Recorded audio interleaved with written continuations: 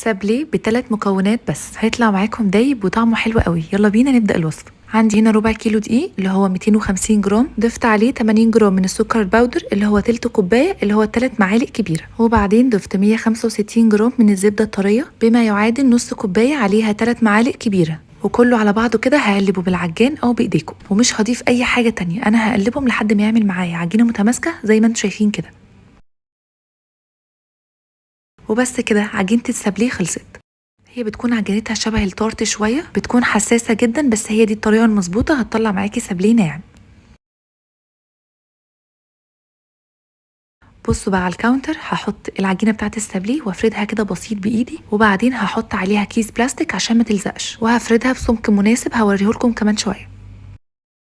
جبت بقى قطعات السابليه، ممكن تستخدموا اي قطعات انتوا تحبوها، وممكن تقطعوه مدور بس، وممكن تقطعوه اي شكل، المهم ان احنا هنزينه في الاخر وهيطلع طعمه حلو قوي وشكله حلو. بصوا ده السمك اللي انا عايزاه بالظبط. هقطعهم بقى كلهم واخلص كل الكميه وارصهم في صينيه الخبز.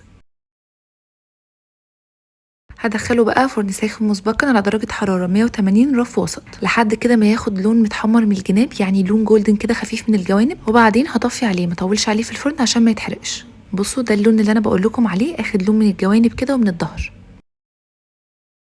ودلوقتي بقى هنزين السابليه. جبت بقى طبق وحطيت فوقه كيس بلاستيك عشان الشوكولاته متلزقش. سيحت بقى بار شوكولاته دريم بالحليب وضفت عليه معلقتين 3 كده من الزيت عشان تلمعه، وهغطس بقى نص السابليه كده فيه، وبعدين ازينه بالسبرينكلز او المكسرات. شايفين بقى هنا وانا بشيله ما لزقش في الكيس ازاي؟ مهم جدا خطوه الكيس عشان الشوكولاته ما تبهدلكمش. وبس كده خلصت وصفه السابليه. ده السابليه الفرنساوي ب3 مكونات بس، هيعجبكم جدا. اشوفكم تاني في وصفه جديده، مع السلامه.